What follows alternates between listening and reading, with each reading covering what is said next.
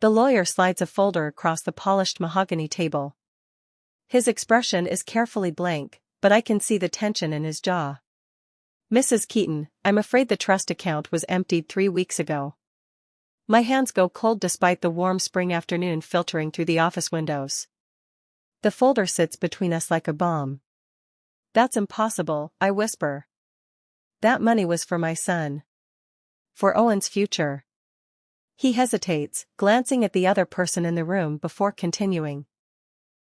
It was withdrawn by Judith Keaton. She had authorization papers. My head snaps to the right. Judith sits across from me, her cream blazer perfectly pressed, her pearl necklace gleaming under the fluorescent lights. She's examining her nails like we're discussing the weather, not my baby's stolen inheritance. I don't understand, I say, but even as the words leave my mouth, I do understand. Perfectly. Judith finally looks up, her smile thin and practiced. I was protecting family assets, dear. You wouldn't understand these complicated financial matters. That's the moment my blood turns to ice. That's the moment I realize this woman isn't just controlling, she's dangerous. My name is Mara Keaton. I'm 29 years old, and until 6 months ago, I thought I understood what family meant. I'm a nurse at County General Hospital, working the night shift 3 times a week. My days are filled with checking vitals, comforting patients, and somehow finding time to pump milk during my breaks. My husband Daniel is a good man. He's gentle with Owen, patient when our son cries at 3 in the morning, and he makes me laugh when exhaustion threatens to break me. But there's one massive problem in our marriage, and she's sitting across from me right now, wearing her signature condescending smile. Daniel's mother, Judith, has controlled every aspect of his life since birth. She chose his schools, his friends, his career path. When we got engaged, she tried to choose my wedding dress. I thought having a baby would change things, that becoming a grandmother would soften her. I was wrong. So desperately wrong. As we leave the lawyer's office, I'm still processing what just happened. $50,000, gone. Money that Daniel's late father left specifically for his future grandchildren. Money that was supposed to pay for Owen's education, his opportunities, his dreams. Judith walks ahead of us down the hallway, her heels clicking confidently against the marble floor. Then I see it. Her right wrist catches the afternoon sunlight streaming through the windows, and something sparkles brilliantly. A diamond bracelet. Massive stones set in white gold, catching every ray of light like it's showing off. My stomach drops as I remember the lawyer mentioning a large jewelry purchase when he was reviewing the transaction history. My mind does the math instantly. That bracelet probably cost $15,000, maybe more. She didn't just steal from us. She didn't just take Owen's future. She wore her crime to the meeting like a trophy, flashing it in my face because she knows I can't do anything about it. Daniel touches my elbow, asking if I'm okay. I can't find words. At home, I wait until Owen is asleep in his crib before confronting Daniel. My hands shake as I pour out the whole story, showing him the documents the lawyer gave me, explaining how his mother forged authorization papers. She wouldn't do that, Mara, Daniel says, rubbing his temples like I'm giving him a headache. You're stressed. You just had a baby. You're not sleeping enough. Maybe you misunderstood what the lawyer said. My chest tightens. After everything, after all the proof I just laid in front of him, he's defending her. He's choosing her version of reality over mine. I didn't misunderstand anything, I say quietly. The account is empty. She took it. My mother is a lot of things, but she's not a thief, Daniel insists. His voice has that edge it always gets when I criticize Judith. She probably moved it to a safer account. She's always been good with money. I stare at him, realizing something that makes my blood run cold. I'm in this fight completely alone. The man who promised to stand beside me is standing with her instead. That night, I'm in the nursery feeding Owen when I hear voices downstairs.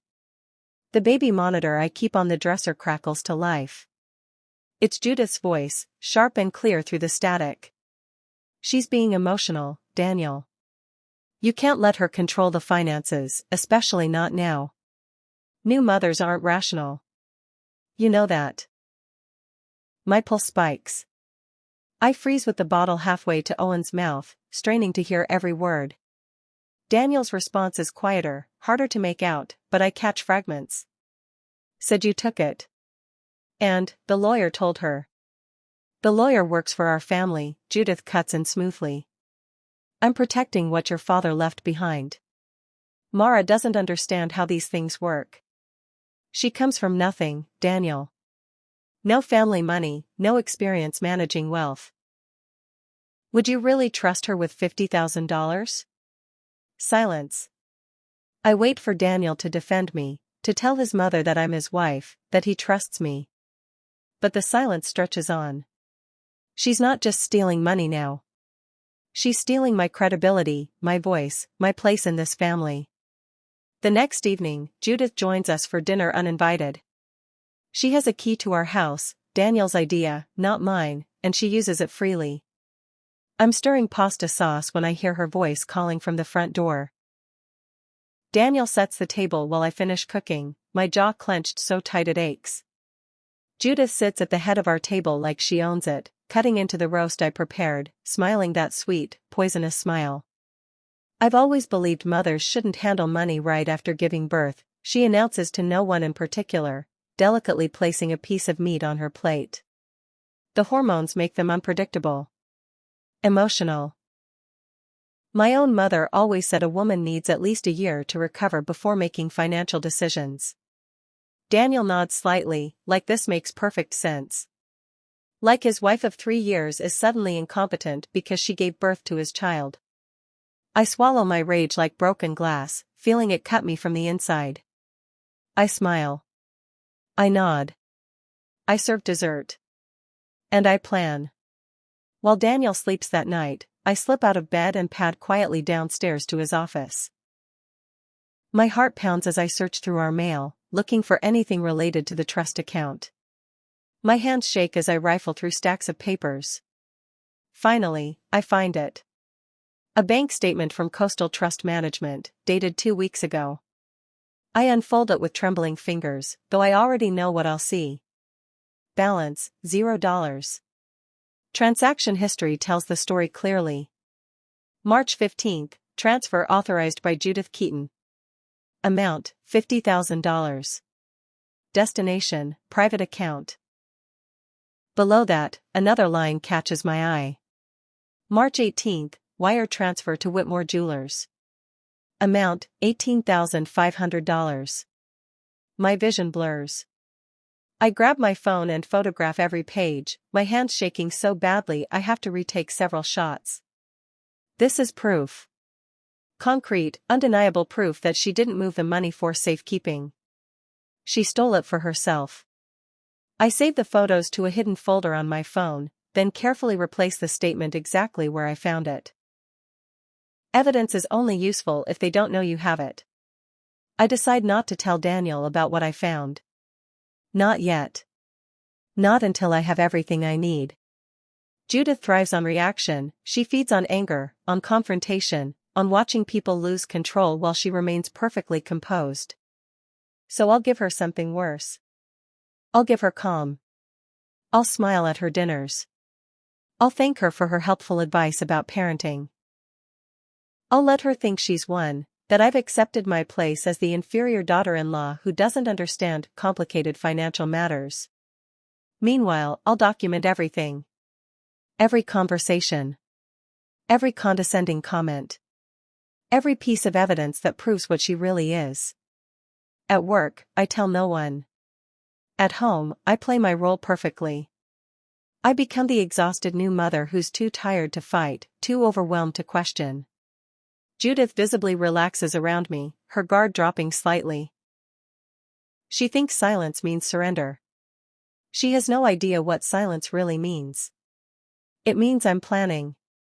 It means I'm waiting. It means she won't see me coming until it's too late. At work the following Tuesday, my coworker Charlotte mentions something during our break. We're in the staff lounge, both clutching coffee like lifelines after a brutal shift. I saw your mother-in-law at Whitmore Jewelers last week, Charlotte says casually, scrolling through her phone. That fancy place downtown? She was showing off this incredible diamond bracelet. Must have cost a fortune. My coffee cup stops halfway to my mouth. Really? Yeah, she was telling the sales clerk it was a gift celebrating her son's success. I thought that was sweet. Did Daniel get promoted or something? Success. She called it success. Success built on stealing from her own grandson. Success purchased with my baby's inheritance. I force a smile. Something like that. Charlotte keeps talking, but I barely hear her. My mind is racing, connecting dots, building my case piece by piece. She's not just spending the money quietly. She's bragging about it. Flaunting it. That means there'll be witnesses, receipts, proof beyond just bank statements. I make a mental note to visit Whitmore Jewelers myself soon. That evening, Daniel's sister Lauren calls. I hear my phone buzzing from the nursery and answer quickly before it wakes Owen. Mara, we need to talk, Lauren says without preamble. Her voice is tight, uncomfortable. Mom says you've been accusing her of stealing. My stomach clenches. I didn't say that, Lauren.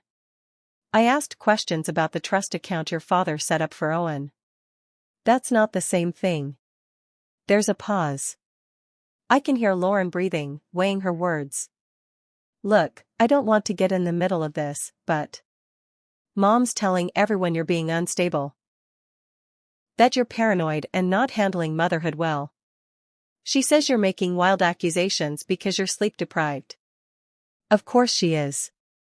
Judith's campaign has begun. She's not just protecting herself, she's destroying my credibility before I can even fight back. Do you believe her? I ask quietly.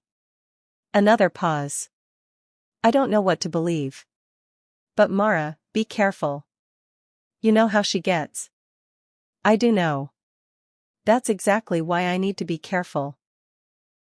The next morning, I schedule a private meeting with the lawyer, Mr. Patterson. I take a personal day from work and meet him at his office, this time without Judith's presence contaminating the room. I spread out everything I've gathered on his desk. The bank statements. The photos of the bracelet. The transaction history showing the jewelry purchase. Screenshots of the trust documents that clearly state the money was meant for Daniel's children, not for Judith's personal use. Mr. Patterson reviews everything carefully, his expression growing grimmer with each page. Finally, he looks up at me over his reading glasses. Mrs. Keaton, you could file a civil claim against your mother-in-law. The evidence suggests intentional misuse of funds. However, you'd need to prove she understood the terms of the trust and deliberately violated them. Prove it, I repeat. How? Documentation. Witnesses. Ideally, a confession of some kind, though that's rare. He leans back in his chair. The challenge is that she had authorization papers. We'd need to prove those were obtained fraudulently. I nod slowly, my mind already working. A confession. Witnesses. I can get those. I just need the right moment. Judith's next visit to our house is scheduled for Thursday afternoon.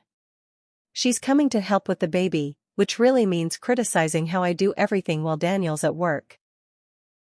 Before she arrives, I place a small digital recorder under the couch cushions in the living room. My hands shake slightly as I press the button, hiding it carefully where no one would ever look. When Judith arrives, I play my part perfectly. I'm grateful for her help. I'm overwhelmed and tired. I ask her advice about everything from feeding schedules to laundry detergent.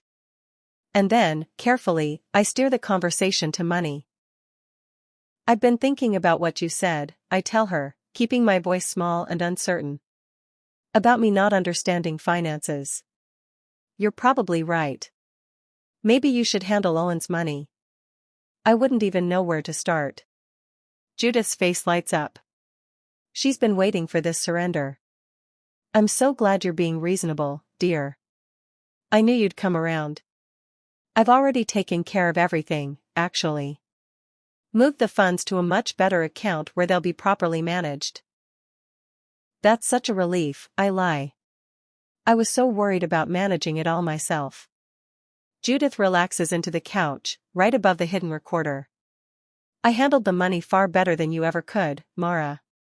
It's for the family's good, really. When Owen's older, he'll thank me for protecting his inheritance from inexperienced hands. Her voice is clear as day. Every word captured perfectly. I smile and offer her tea, my heart pounding with victory. That evening, when Daniel gets home, I try one more time.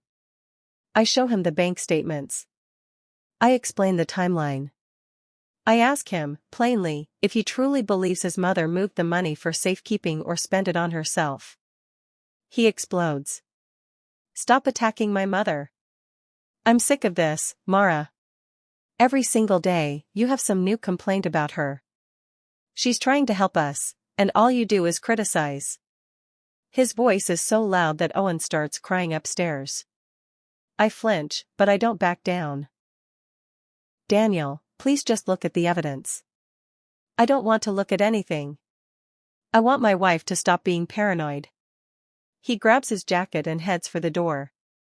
I'm going for a drive. I can't do this right now. As he storms out, I see her. Judith is standing in the doorway to the kitchen, where she'd been preparing dinner. Her expression is pure satisfaction. She got exactly what she wanted, Daniel angry at me, our marriage cracking under the pressure she's applying. She thinks this means she's won.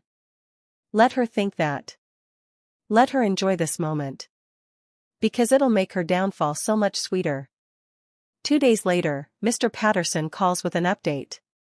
I'm at work, in the hospital parking lot during my lunch break, when my phone rings.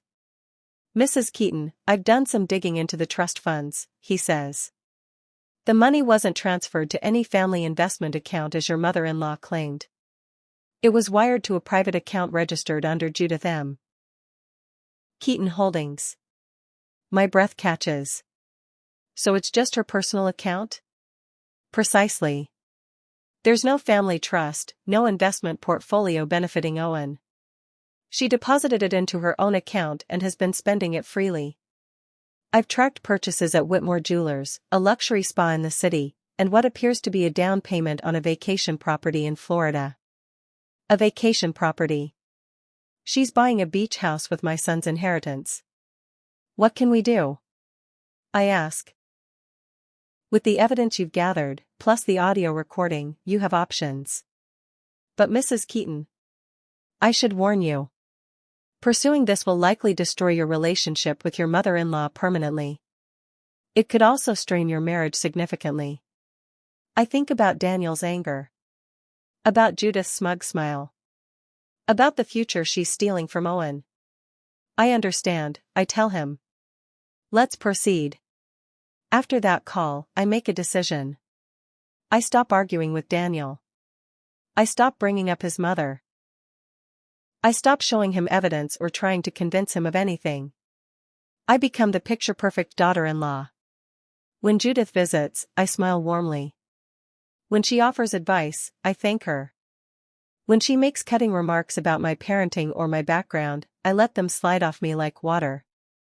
Daniel visibly relaxes.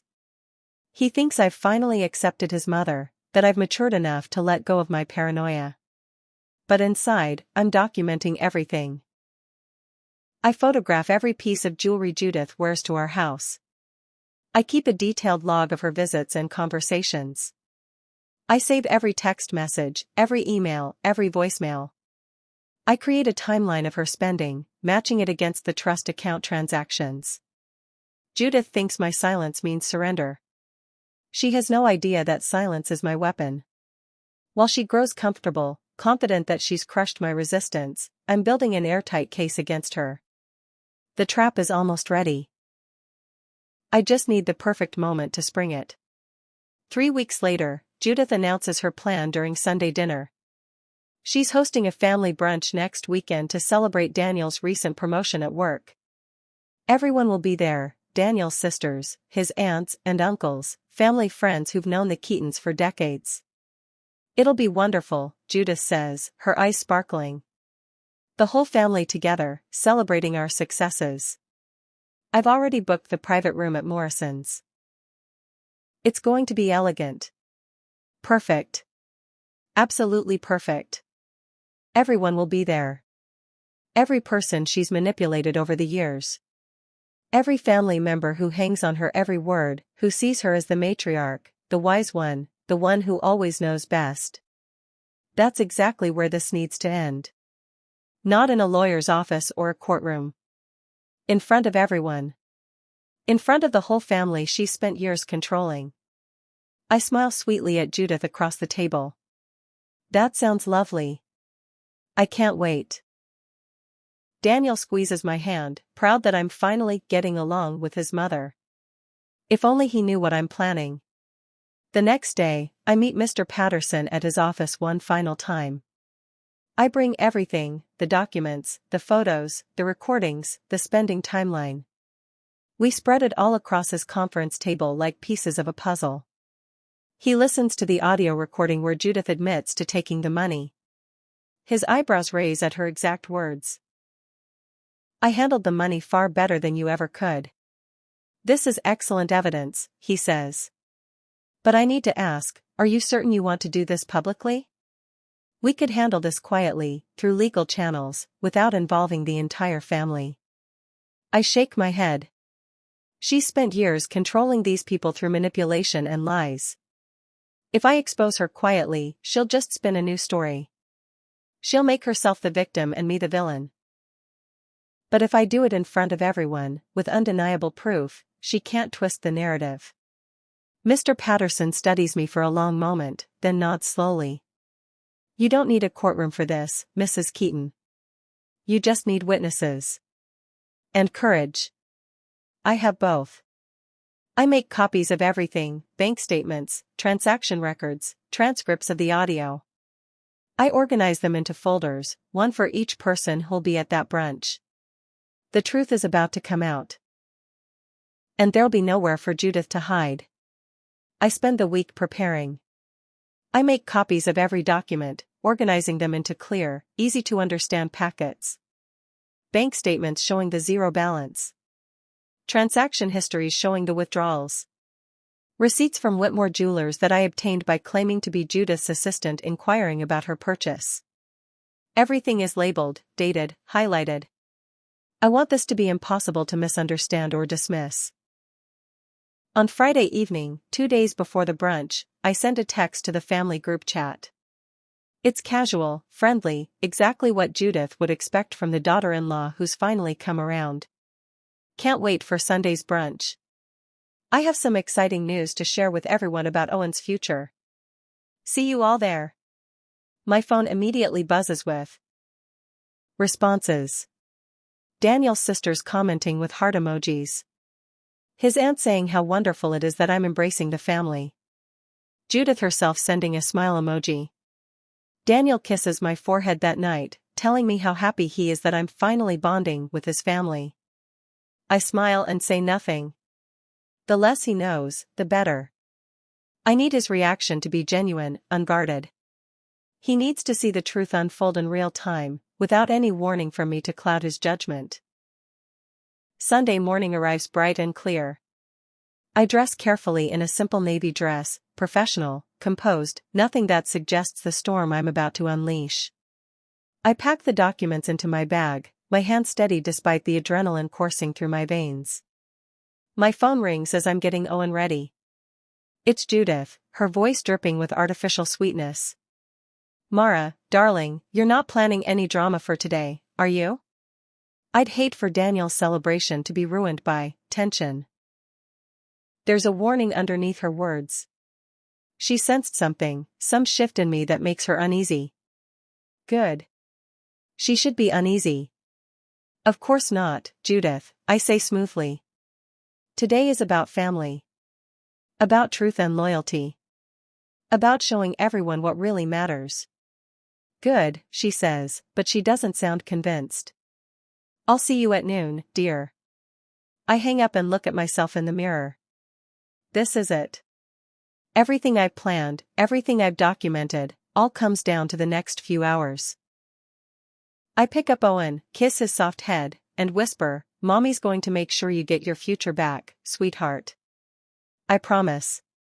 Morrison's private dining room is elegant, just as Judith promised. Crystal chandeliers, white tablecloths, fresh flowers at every place setting. The entire Keaton family is there, maybe 30 people in total, all dressed in their Sunday best. Judith holds court at the head of the table, radiant in a cream suit, her diamond bracelet, Owen's diamond bracelet, catching the light with every gesture.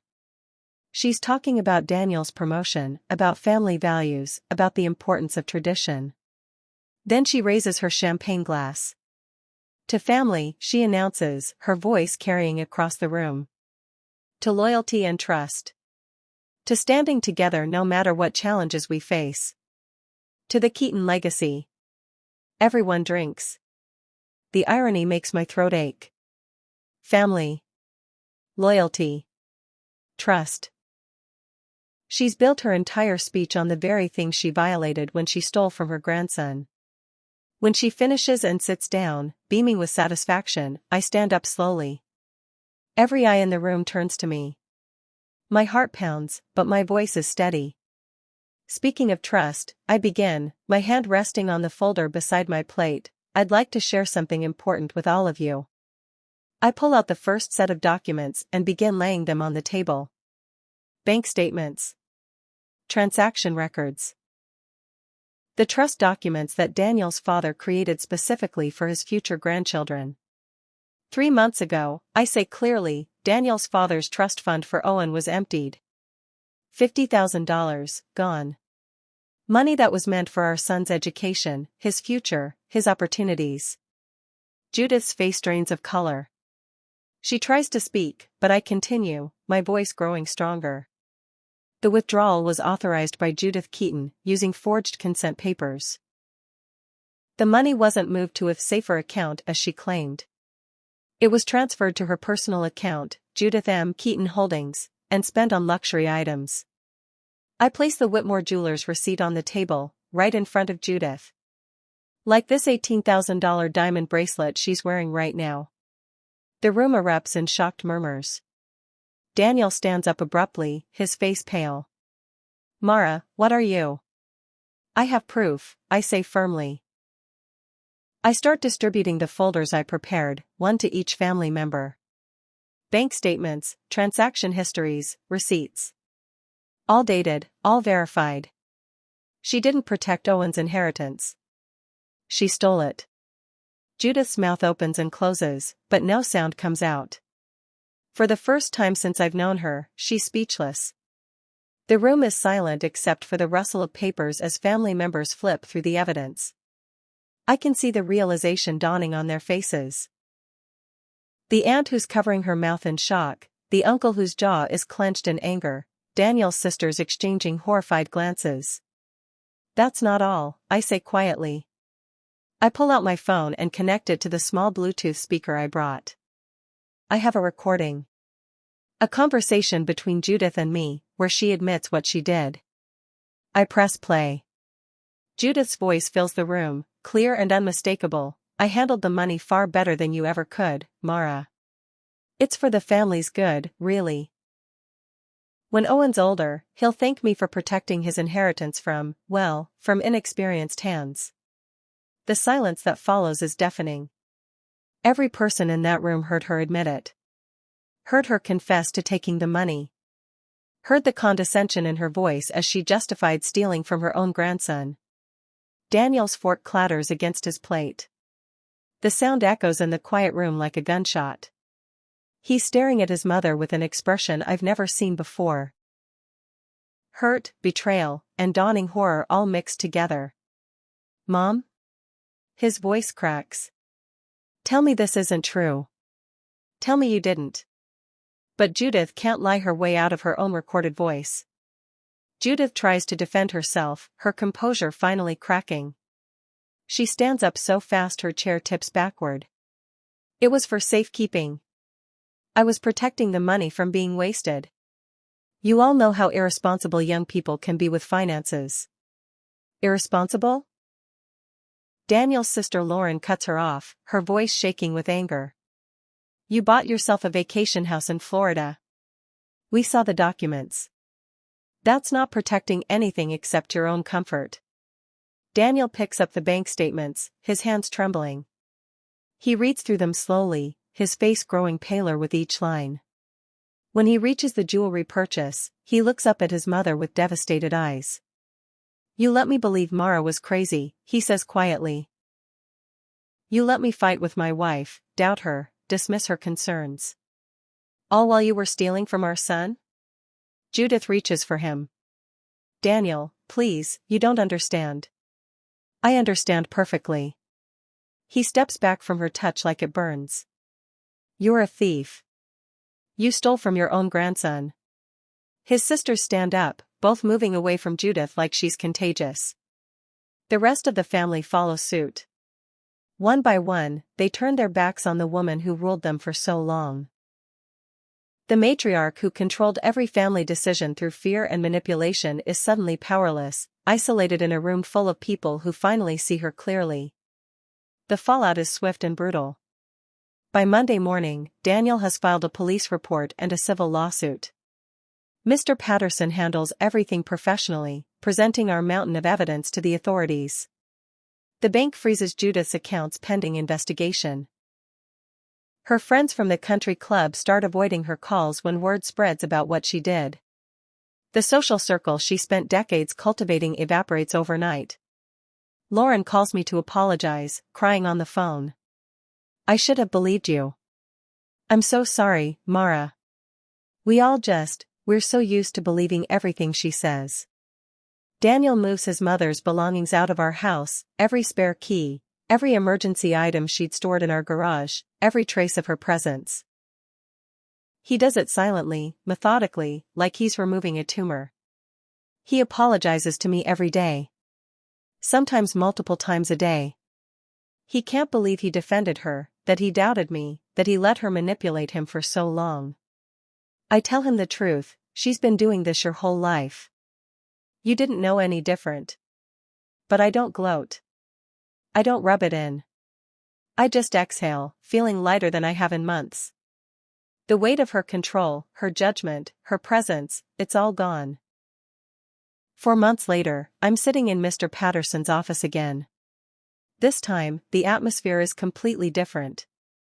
Sunlight streams through the windows. There's coffee on the table and a genuine smile on his face. He slides papers across the desk, the reinstated trust documents, signed by the judge. Owen's inheritance has been fully restored, with additional penalties paid by Judith covering the legal fees and compensating for the time value of the stolen money. Congratulations, Mrs. Keaton, Mr. Patterson says. Your son's future is secure. I sign the papers with steady hands, thinking about Owen asleep in his car seat beside me. He's 9 months old now, completely unaware that his grandmother tried to steal his future and his mother fought to get it back. Daniel and I are in therapy, working through the damage his mother caused. It's hard work, rebuilding trust, but we're doing it together. For the first time in our marriage, we're truly a team. That evening, I whisper to my sleeping son, she tried to steal your future, sweetheart, but now it's brighter than ever. And nobody will ever take from you again. Mommy made sure of that. And that's when I finally feel free.